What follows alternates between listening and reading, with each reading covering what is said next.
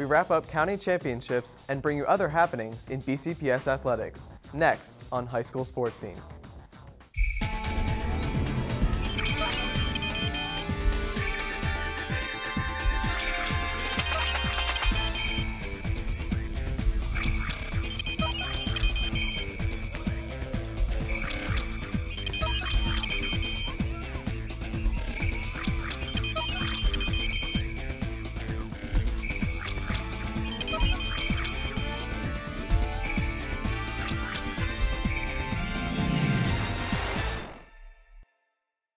Hi, and welcome to this edition of High School Sports Scene. I'm Ryan Plano. We wrap up our coverage of fall county championships with a rivalry on the volleyball court. The Baltimore County Volleyball Championship had a familiar feel to it, as Towson and Destinee, the two teams that had won the past 6 titles, met on the Lions' home court once again. The Generals got out to a fast start in the opening game. Hannah Woltman delivered a big hit for an early point and combined with Lauren Bossi for a couple of blocks to help Towson jump out to a 12-2 lead.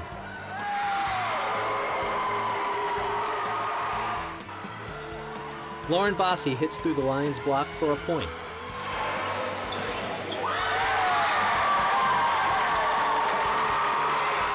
Allie Tootin and Hannah Glazer combined for a block.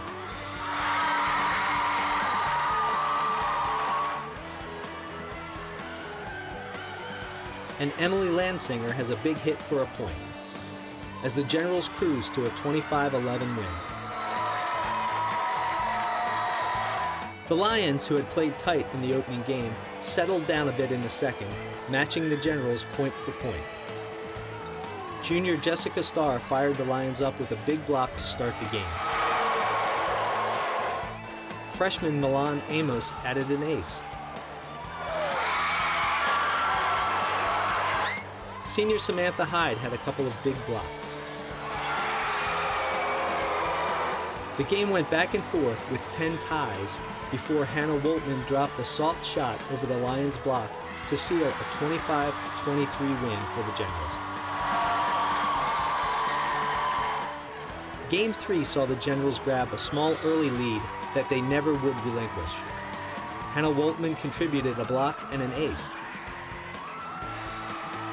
A great dig by Emily Landsinger leads to a Kelly Lacey kill as the Generals took a 10-7 lead.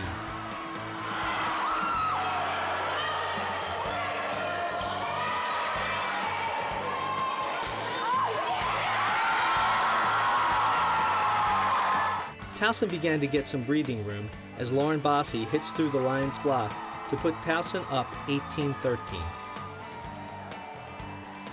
Delaney refused to wilt, however, getting points from the freshman Milan Amos and from Jessica Starr to pull the Lions to 24-21. But that was their last stand, as the Generals held on to take Game 3 25-21 for a 3-0 win.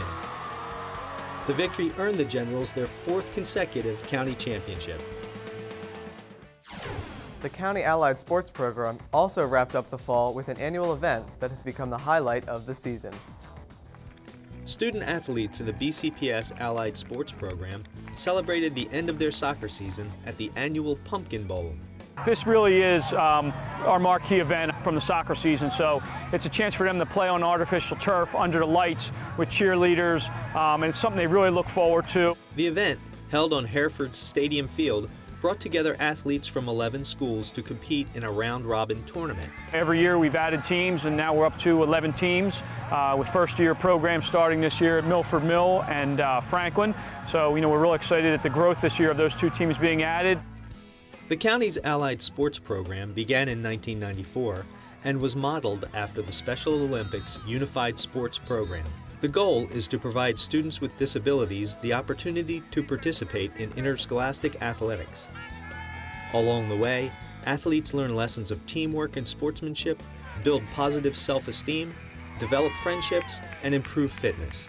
Just a great event, and you look around, there's everybody smiling, good competition and friendships, and a lot of memories will be made tonight for the students.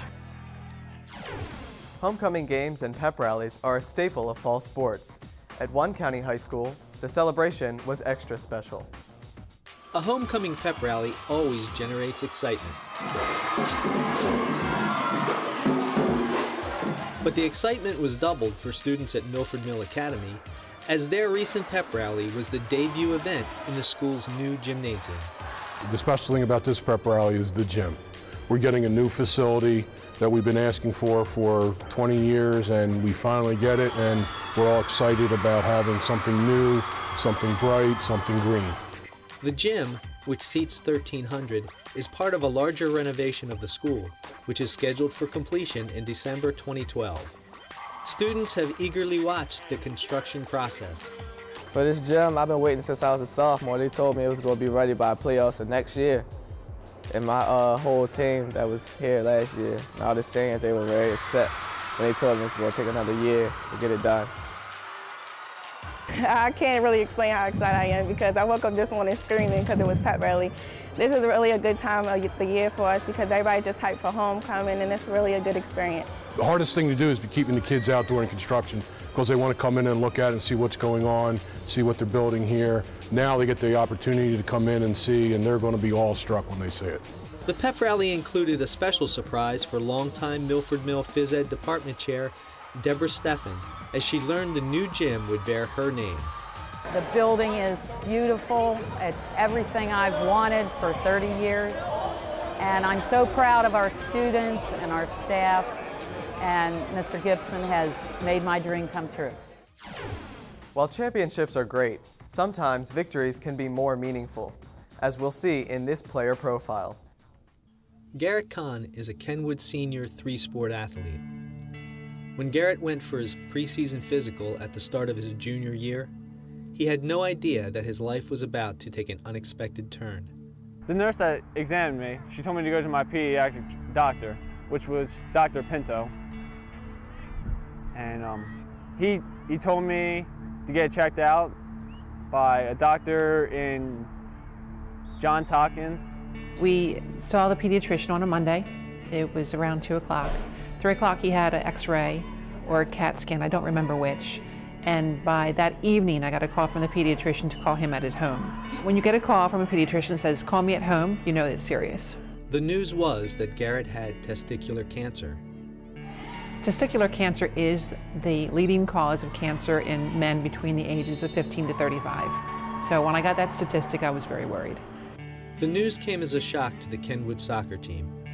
I remember the conversation quite vividly. I immediately told him that, you know, forget the soccer, man. You know, that's not the end all. I said, it's not top priority right now. The thing we should be most focused with is getting you better. We just tried to like comfort him and tell him it would be okay. And we all really didn't know what to do, like how we could help him.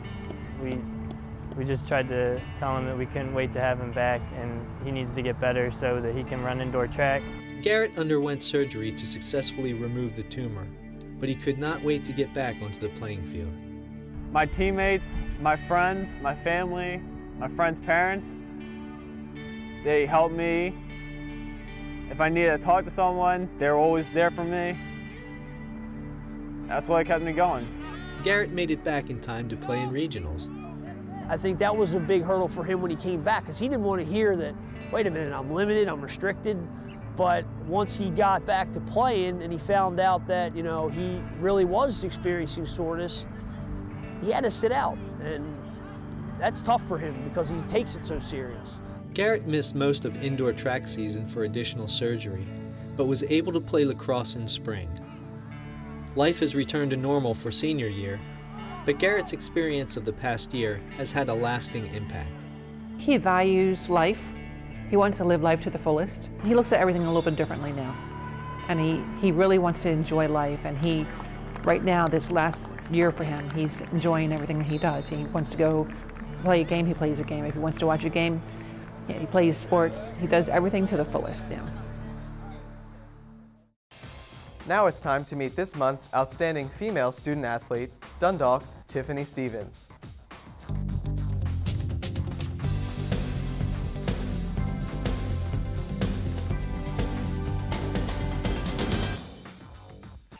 Tiffany Stevens is a senior at Dundalk High School. where she participates in varsity field hockey, lacrosse, and track. I started playing field hockey when my sister was a freshman. She came home and she's like, look at the sport, play the sport, and then ever since then we were bat the ball around. Since then, field hockey has become Tiffany's favorite sport, and she has become more and more dedicated to her team and to the game. Other team sports, it took me a week or two to understand the concept, but for field hockey it was just like hit the ball, dribble the ball, close dribble, long dribble, and it just went easy throughout it. Tiffany has grown to become an integral part of the team during her 4 years playing field hockey at Dundalk. She's a captain of the team and strives to help and encourage her teammates in any way she can. I am outgoing, I'm very loud, I'm very obnoxious most of the time, but if it's a certain situation where someone needs like one-on-one, like I can help them out, I'll be right there if they need me, if they have any questions. Tiffany started out as a forward, and then once I saw her running and endurance improve, we dropped her back to that midfield because she can work the whole field now, which is important. She is able to call plays from right there. She's a great communicator on the field. Kristen Arseneau, her coach, has seen Tiffany's leadership and example in both lacrosse and field hockey and says that those are some of the key reasons that Tiffany is a captain on the team.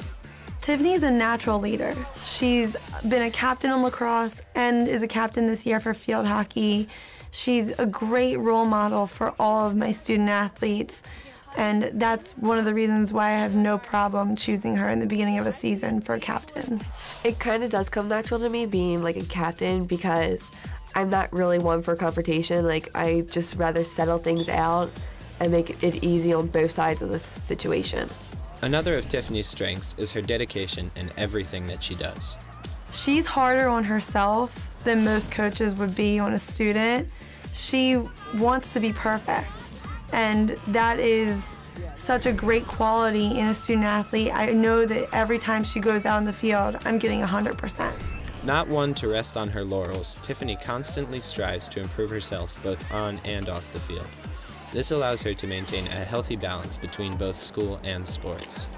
I get home from field hockey 5 o'clock, and then the rest of the time I pretty much like look at my books, look what I need to study more, what needs to be done, like what class do I need to focus on. She feels like she's not doing her best at something, she's gonna make the adjustments. She's so responsible. She'll go to her teachers, she'll ask what she can do to make improvements in her grades, and she'll ask her coach, what can I do better? Overall, Tiffany has enjoyed the challenges and the rewards of being a student athlete and feels that the experience has been very rewarding. If I probably didn't play sports, I probably wouldn't talk to them. Like, so it's like, you meet the people that you want to meet in high school. Like, from the movies, you hear the stories, oh, my friends and that. Well, I have that life. I have that with my friends from sports, because of sports. We wish Tiffany the best of luck with the rest of her field hockey season and her senior year. This is Colin Parts for High School Sports Scene. Congratulations to Tiffany. To honor her selection as this month's Outstanding Female Student Athlete, she will receive an award provided by Allogram Incorporated in Timonium. Coming up next is Randy Dase with Coach's Corner. We'll be back in 2 weeks with another edition of High School Sports Scene. We hope you'll join us then. Until then, I'm Ryan Plano. Thanks for watching.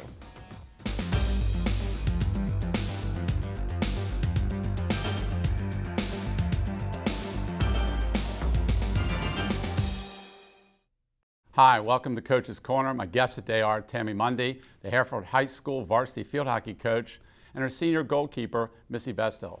Welcome to High School Sports Scene. And first of all, congratulations on a fantastic season that ended out 14-1. But why is the 1 a problem, Coach?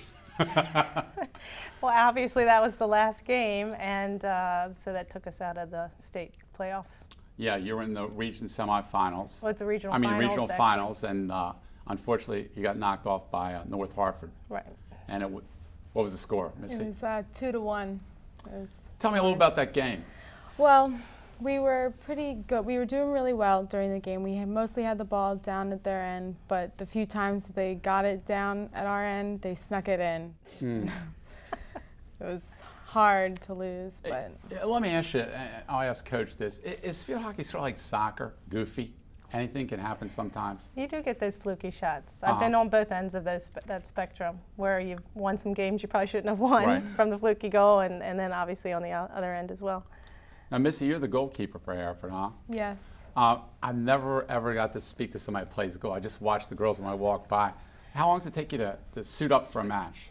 Well, if I have a time limit, it'll take me. I can get dressed like that. But if I don't, and I'm stretching, I'm kind of chit-chatting, it can take me like 2 to 3 minutes. Real quick, can you tell us what you have to wear? Because some people probably never seen a Yes. goalkeeper. I have to wear a girdle. I have to wear these big leg things, feet, so they don't get hurt.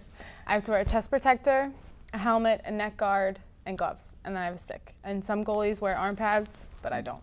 What type of flexibility do you have wearing it? It's like being a robot, isn't it? It is, but it's not as hard to move in as you'd think. Like, it's very light. Like, they're not very heavy, so they're very easy to dive or split in or do anything, really. Coach, what makes a good goalkeeper in field hockey? Well, obviously you have to be pretty agile and quick, and experience in the cage really helps. I mean, you're not going to put somebody who's been playing field for years into the cage, because it does take a certain level of, agility in that position. So I guess I'd say experience and agility. Missy, how long have you been playing field hockey? Since I was in the 5th grade, so about 7 years. Okay, and Coach, I know you've been coaching for at least 18 years at Hereford, right? When we talk about field hockey, a lot of the girls used to first just come to high school, and it's the first time they ever saw a stick, and they said, here's how you play the game. But things have changed, haven't they now, as far as the rec program? Absolutely, they've changed. When I first came out, I would walk down to the field with a load of sticks in my arms, because a lot of the girls didn't have their sticks because they'd never played before. And so I was teaching a lot of the basics, even at the varsity level. And now probably about 8 to 10 years ago, we started the rec program. It started in the 7th, 8th grade, and for the first time this year, we have first graders playing. So a lot more in strategy now instead of teaching basic skills. And Missy, why field hockey over maybe girls soccer? I used to play field, and I used to like the sticks and be able to hit it with the stick instead of your foot, because I wasn't very good with the soccer ball. I used to play soccer, but I wasn't good at all. I always wanted to play goalie, but the goal was too big. So then I did cheerleading, and then I stopped cheerleading, and I stopped started field hockey, and I played field, and then they put me in the goal because we didn't have a goalie, and we won for the festival for the rec team. We won the whole thing, and then I've been playing goalie ever since. Now I know, and I watched you, sort of like a ice hockey goalie, aren't you? You use the feet a lot, kick the ball out. Yeah. What's the most difficult shot coming at you? When you're screened, or something high or low, or? Probably up high, because you have your gloves, but the goal is it's about like 12 feet off the ground or something like that. It's like 8 feet. 8 feet off the ground, so for me, I'm shorter, so it's harder for me to get up there and stop that. So I think that's the hardest shot. You guys got the turf up there, right? Yes, we do. Makes it perfect, like playing on a pool table? For the most part. Do you like grass or turf, Coach? Absolutely, the turf is the way to go. It's faster, it equalizes the game, and I tell you, it's improved the skills of my team especially, because they can move the ball a lot faster, get a lot more touches on the ball, it's cleaner, basically no excuses. Well, let me ask you, when you were looking for a good field hockey player, what are you looking for in a player?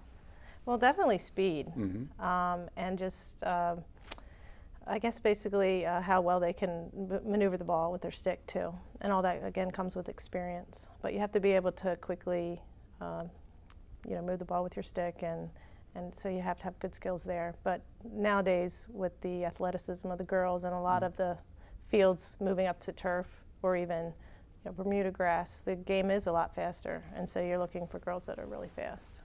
I would think it'd be exhausting to be bending over the whole time. Is that true or not? No? I guess that's an old wives' tale. People always say that.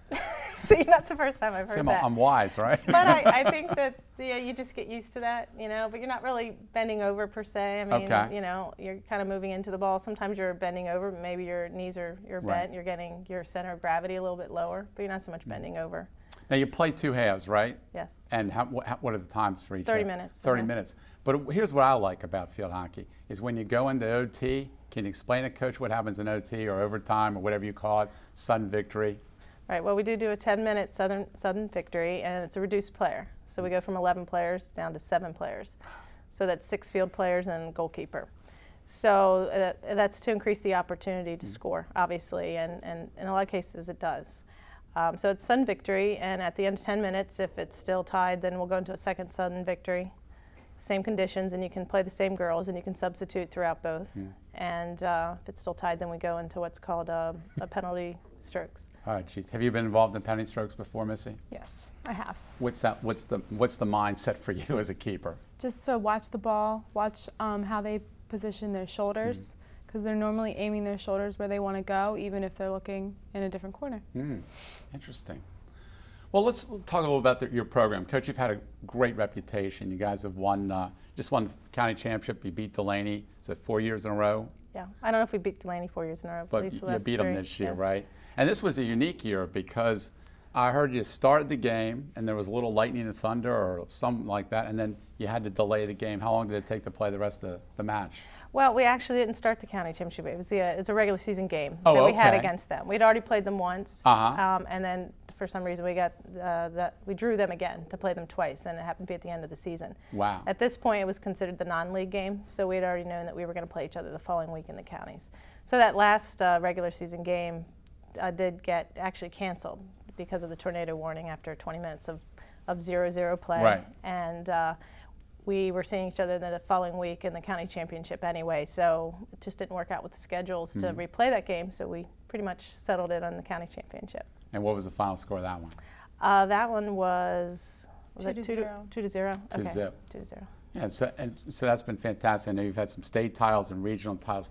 Why do you have so much success up there at Hereford in field hockey, Coach? Well, I would say probably has to be the rec program. You know, bringing that experience to our program. I know other areas are getting the rec program, but I think we've had it in place a little bit longer.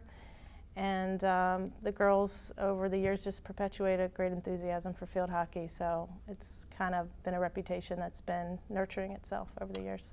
Missy, what makes it so much fun to play field hockey for the Bulls? Well, just the whole team. We're all a great big family. We all work together. We all get along. We have so many laughs.